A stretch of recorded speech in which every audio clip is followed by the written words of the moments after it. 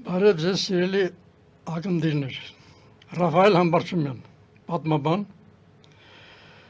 զբաղվել եմ Լեհաստանի հայկական գաղթավայրի պատմությամբ, վերջին 20 տարում հիմնականում գրում եմ հայոց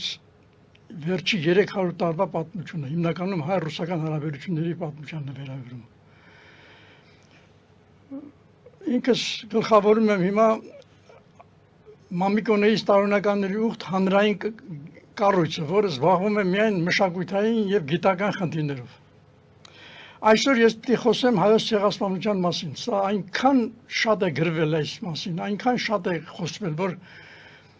ուղղակի անհնար է մտածել, որ նոր ինչ-որ բան պետք է ասվի, ինչ պետք է ասվի։ Բայց քանի որ մեր այդ ամբողջ պատմությունը եղել է ճիշտ հակառակը, ինչ որ եղել է, ցեղասպանության խնդիրը միակողմանի է ուսումնասիրված, դրա համար մեր գործը բավական հեշտանում է։ Ուրեմն մենք սկսենք նախ ցեղասպանության սկզբնական փուլից, որը ես համարում եմ 1720-ական թվականներին։ Այդ ժամանակ Ռուսաստանի կայսր Պետրոս առաջինը, որ զարթեց, գրավեց Պարսկաստանին պատկանող մեր Կասպյան տարածքները, նա հայերի պաշտոնյաների միջոցով ասաց, որ մենք պետք է Հայաստանը ազատագրենք թուրքական բռնատիրությունից, ընդհանրական բռնատիրություններից։ Հետաքրքիր է, որ եւ մարդկանց կոտորելը, եւ որը ցեղասպանություն է կոչում, ցեղասպանդ է կոչում, եւ հոգե խոշտանգումը միասնաբար են եղել։ Ռուսաստանի հիմնական խնդիրը եղել է հայ մեծագույն դեմքերին, ռազմաքաղաքական, մշակութային, եկեղեցական գործիչներին վերացնելը մեջտեղից։ Ուրեմն դա սկսվել է Իսրայել օրուց։ Իսրայել օրին բոլոր մեր պատմական գրքերում հիմա գրված է, որ անհասկանալի պայմաններում ինչպես մահացավ ոչ մեկը չի գրում։ Ուրեմն նա սպանել տվեց նրան Աստրախանում 1711 թվականին։ Երկրորդ սպանությունը ռուսական պայծառության պատմության մեջ հայերին եղել է նորից մեր նշանավոր դեմքերից մեկը Մինաս Վարդապետը, որը մեր ազատապարտի գաղափարական առաջնորդն էր այդ ժամանակ։ Նրան էլ սպանեց նրա Պետրոս առաջինի դուստր կայսրը Ելիզավետը։ Հաջորդ հիմնական հայահալած քաղաքականությունը սկսվեց 1828 թվականից, երբ որ ռուսական կայսրությունը հայ ժողովրդի բացառիկ օժանդակությամբ եւ զինվորներով եւ կռվողներով երկու անգամ ավելի շատ զինվոր տվեց հայությունը Ռուսաստանին, քան Ռուսաստանն ուներ։ Ուրեմն մենք փաստորեն Ռուսաստանը գրավեց Պարսկահայքը, հայկական տարածքներն հատկապես։ 1828 թվականին ռուս կայսրը հրապարակեց մի որոշում, որով Հայաստանը պետք է դառնար ինքնավար ինչ-որ մի բան։ Այդպես էր նախատեսված։ Բայց նա 1828 թվականին երկիրը կոչեց հայկական մարզ։ Փաստորեն նա մեզ խոստացել էր Հայաստանի ինքնիշխանություն եղել, բայց հայկական մարզ կոչվեց, ամեն ինչ արվեց, որպեսզի հայկական կրթությունը, գիտությունը, մշակույթը եւ մեր պատմագիտությունը ոչ մի գիրք չկար տպագրելու, եթե այդ գիրքը չի նայել գրաքննչությունը։ 1948 թվականի ՄԱԿ-ի վճռագրով սահմանվեց ցեղասպանությունը։ Հիմա ես որ ասում եմ Ռուսաստանը սկսեց ցեղասպանությունը Պետրոս առաջինի ձեռքով, ինչ որ նա կատարել է հայ ժողովրդի հետ, դա փաստորեն այդ կոնվենցիայի ցեղասպանությունը։ Նա նաև հահագին հայերի տեղափոխեց, գաղտնի բռնագաղթեցրեց պարսկահայերից մոտ 45000, թուրքահայերից 90000 տարավ տարածքները, որտեղ գրավել էր Ռուսաստանը, նրանց պետք էր, որպես այդ երկրները, որ նա գրավել էր այդ տարածքները, անմարդաբնակ էին։ Եվ հայերը այնտեղ բավականին մեծ գործունեություն ծավալեցին տնտեսական, քաղաքական եւ այլն։ Հայոց տարածքները գրավելուց հետո, այսինքն Պարսկը հայքը գրավելուց հետո Ռուսաստանը սկսեց իր առաջին հակահայկական քաղաքականությունը հայ եկեղեցուց։ 1836 թվականին նա մեր եկեղեցում պարտադրեց պոլոժենիա կոչվող ուրեմն կանոնադրությունը, որով հայ եկեղեցին, որը 1500 տարի անկախ էր, ինքնուրույն զբաղվում էր հայոց մշակույթի պատմության, մշակույթի եւ կրթության հարցերով, փաստորեն դա վերցրեց իր ձեռքից եւ ենթարկեց պետությանը։ Դա համարվում է մեր պատմագիտության մեջ ամենամեծ ուրեմն Ռուսաստանի լավագույն գործերից մեկը մեր հանդեպ։ 1880-ական թվականներից սկսվեց 1830-ական թվականներին արդեն սկսել էր, բայց 80-85 թվականներից սկսեց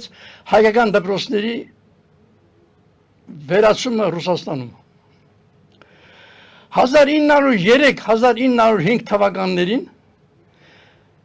ռուս կայսրությունը հարձակվեց հայ եկեղեցու վրա, բռնագրավեց եկեղեցու կալվածները, ունեցվածքը, ամենայն ինչ, և փաստորեն պարտադրեց մեր եկեղեցուն, որպեսզի նա ընդունի իր պահանջները։ Այդ ժամանակ հայոց կաթողիկոսներ, հայ ժողովրդի կողմից արդեն սրբացված Խրիմյան հայրիկը։ Խրիմյան հայրիկը ոչ մի դեպքում չուզեցավ և չէր ուզում հրամանագիրը կատարել, հրամանը։ Երբ որ նա մի քանի անգամ նամակներ գրելուց հետո նրան չարժանացրեցին հանդիպման, նա հանդես եկավ հայտարարությամբ և ամբողջ հայ ժողովրդին ոտքի հանեց շատ զարմանալի բաներ, այդպիսի բան ռուսական կայսրության մեջ չէր եղել։ Հայերը քանի որտեղ որ հայերը շատ կային, Կրասնոդար, չգիտեմ, Մոսկվա, Պետերբուրգ եւ այլն, բոլոր հայկական գաղութներում բոյկոտեցին ամենայն ռուսականը։ Իրենց երեխաներին հանեցին ռուսական դպրոցներից եւ իրենք փաստորեն անկախ էին գործում եւ չէին ենթարկվում իշխանություններին։ Դա այնպիսի վիճխարի մի ազդեցություն թողեց ռուս կոչվող ազգերի վրա, որոնք անդադ ասում էին, մենք պետք է հետևենք հայերին։ Եվ 1905 թվականին փաստորեն բռնկվեց առաջին հեղափոխությունը Ռուսաստանում, որի հիմնական դրդիչներից մեկը փաստորեն մեր եկեղեցին էր։ Այսինքն հայ ժողովրդի պայքարն էր ազատամարտի համար։ Ուրեմն ազատամարտը այնքան հզոր էր, այնքան գլխիչ, որ ստիպված եղավ ռուսական կայսրը 1905 թվականի օգոստոսի 1-ին ետ վերցնել իր հրամանը։ Այդպիսի բան չէր եղել ռուսական կայսրության պատմության մեջ, որ ցարը կամ կայսրը ետ վերցնի հրամանը։ Ետ վերցրեց հրամանը եւ փաստորեն հայ ժողովուրդը փառավոր մի հաղթանակ տարավ ռուս կայսրության դեմ։ Այդ պարտությունը չկարողանալով մարսել, Ռուսաստանը Կովկասում սկսեց հայոց ցեղասպանությունը, որը շարունակվեց 14-15 թվականից հետո։ Այսինքն նա Կովկասի թաթարներին, այսօր Կովկասի թաթարներին, զինելով արձակեց հայերի վրա, սկսեցին հայոց կոտորածները։ Այդ ժամանակ հայ ժողովուրդը եւ ամբողջ հայ ժողովուրդը Արևմտա Հայաստանի եւ Արևելա Հայաստանի բոլոր մեր նշանավոր գործիչները, բոլոր նախադիր միավորվեցին եւ ջախջախիչ պարտության մատնեցին այդ թաթար կոչվածներին, որոնք հիմա կոչվում են ազերի։ Դա ջախջախիչ պարտություն էր ռուսական կայսրության դեմ։ Այդ անզուգադիր դիմակայությանը փաստորեն չկարողանավ դիմակայել, Ռուսաստանը 1988 թվականի դեկտեմբերի մոտավորապես, արդեն հոկտեմբերի մոտավորապես արգելեց Արցախյան շարժումը։ շատերին ձերբակալեց եւ այլն։ Եվ Արցախի հայությունը մի բացառիկ երևույթ էր այս իմաստով, որպես իր իրավունքները պաշտպանող ազգ։ Նա հիմնեց ազգային խորհուրդ, որը նպատակն էր Արցախի վերամիավորումը Հայաստանին։ Սա նորից ասում եմ ջախջախիչ պարտություն էր։ Եվ այդ պարտությունը չկարողանավ մարսել 1988 թվականի դեկտեմբերի 7-ին Ռուսաստանը պատժելու համար հայ ժողովրդին, որ շարունակում է իր Արցախյան ազատամարտը, համաշխարհային ցեղասպանության պատմությունների մեջ չլսված մի դաժանությամբ կազմակերպեց Սպիտակի երկրաշարժը, որով սպանվեց 50,000 մարդ, որ ասում են Ռուսաստանը միայն հոգևոր խնդիրներ է ունեցել հայերի մոտ, մարդկային կոտորածներ չի արել, դա խնդրեմ, դա 50,000-ի չափ։ Եվ կես միլիոն մարդ մնաց անօթևան։ Փաստորեն դա նորից եմ ասում, որ այդ Սպիտակի երկրաշարժը, որ կազմակերպեց Ռուսաստանը, դա համաշխարհային քաղաքական պատմության, ընդհանրապես պատմության մեջ, ցեղասպանությունների պատմության մեջ եզակի ու անզուգադիր երևույթ էր։ Այսքանից հետո փաստորեն նորից մենք մինչև հիմա ասում ենք մեր դաշնակիցն է այդ երկիրը։ Հայոց ցեղասպանդի վերջին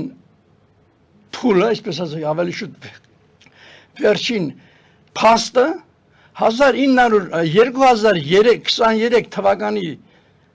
հոկտեմբերի 1-ի Արցախը վերաբռնակցումն էր Ադրբեջանին, որը արել է Ռուսաստանը։ Մենք 200 տարի շարունակ, հատկապես 100 տարի շարունակ ամեն ինչ անում ենք, որպեսզի դա ամբողջը մենք բարթենք թուրքերի վրա։ Եվ հիմա երբ որ ռուսական կայսրն ասում է, գրել է բազմաթիվ անգամներ, որ Արցախը դա ադրբեջանական տարածք է, պատմական տարածք է, իսկ նրանց նախարարը, զինյալ նախարարը հայտարարում է, որ այս 2020 թվականների այդ պատերազմը մենք կարողացանք միասնաբար Թուրքիայի հետ միասնաբար այս օպերացիան անել։ Դրանք փաստորեն ասում են, որ մենք ենք արել, բայց մեր այս ստրուկները, նրանց ես անվանում եմ ռուսախտի բացիլ։ Ինչպես կարելի է այդ ամեն ինչի մասին հենց հիմա, այսօր, երբ որ վերջին անգամ 120,000 արցախցի հայ հանեցին այդ երկրից եւ բռնագրավեցին մեր պետությունը, դա ասել, որ արել է Թուրքիան։ Թուրքիան եւ այնքան էլ չեն ասում Թուրքիան, անում են Ադրբեջանը։ Ադրբեջանը չէր կարող այդպիսի բան անել։ Ադրբեջանին մենք ջախջախիչ պարտություն ենք մատնել դրանից 10 տարի առաջ։ Ուրեմն մեր